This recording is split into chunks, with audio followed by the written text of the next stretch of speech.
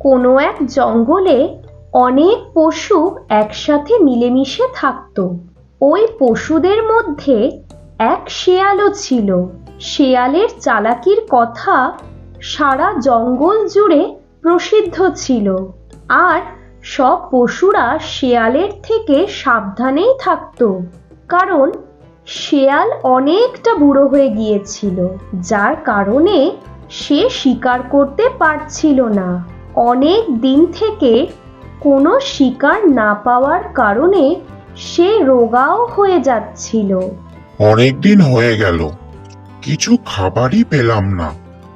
আজকে তো আমাকে যে করেই হোক খাবার খুঁজতে যেতেই হবে, তা না হলে আমি খিদেতে তো মরেই যাব। জঙ্গলে অনেক ঘোরার পরেও শেয়াল কোনো শিকার পেল না। শেয়াল খুব হাঁপিয়ে গেল।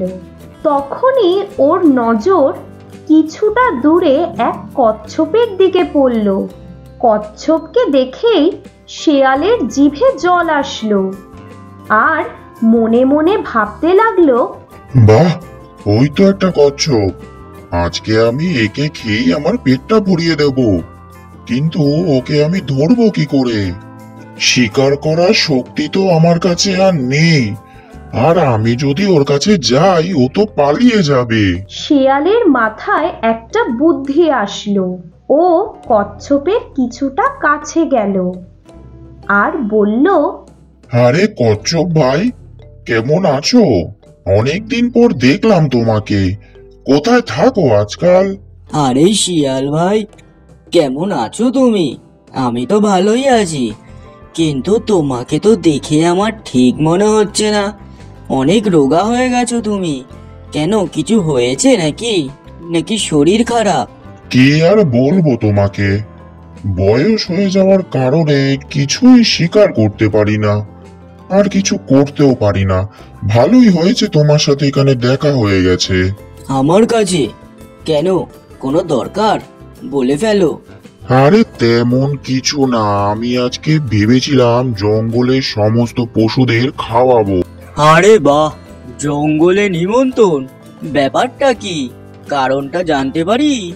আরে তেমন কিছু না, আমার তো বয়স হয়েছে, বলা যায় না কখন মরে যাই। তাই ভাবলাম যাওয়ার আগে একটুখানি পূর্ণ করে যাই। আরে ভাই, তুমি এমন করে কেন বলছো?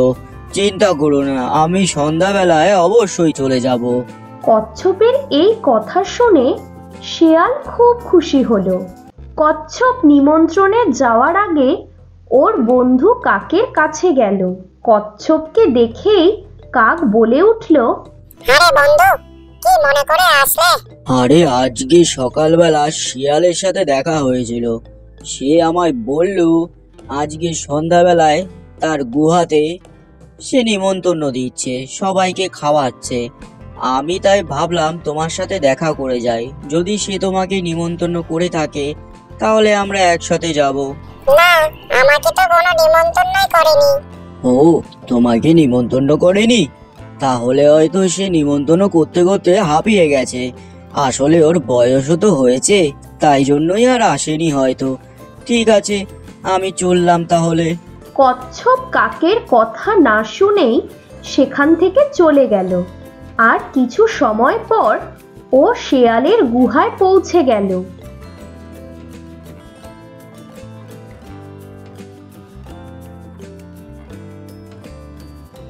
আরে শিয়াল, এখানে তো আমি কাউকেই দেখতে পাচ্ছি না।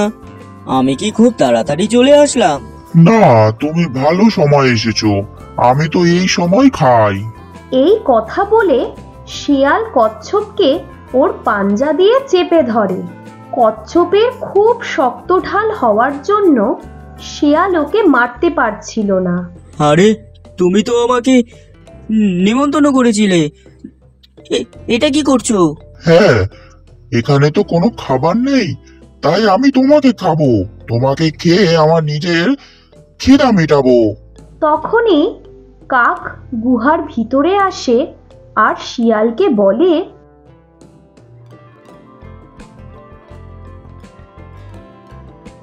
আরে শিয়াল, তুমি কি করছো? তুমি এইভাবে ওকে খেতে পারবে না। তুমি যদি ওকে খেতে চাও তাহলে ওকে পুকুরে কিছুক্ষণের জন্য ছেড়ে দাও, তাহলে তুমি ওকে খুব সহজেই খেতে পারবে। ঠিক আছে, কিন্তু তুমি আমাকে এখন সাহায্য করতে চাইছো কেন? আরে আমি তো অনেক দিন ধরে কিছু খাইনি, আর অনেক দিন হয়েছে কোনো তাজা মাংস খেতে পারিনি। তাই ভাবলাম তোমাকে সাহায্য করে আমিও তোমার সাথে এই তাজা মাংস খেতে চাই। শিয়াল কাকের কথায় কচ্ছপকে পুকুরের কিনারে নিয়ে গিয়ে জলে ছেড়ে দেয়। আস্তে আস্তে কচ্ছপ সাঁতার কেটে পুকুরের মাঝখানে পৌঁছায়। আরে আরে কচ্ছপ, কোথায় যাচ্ছ তুমি? ফিরে এসো আমার কাছে।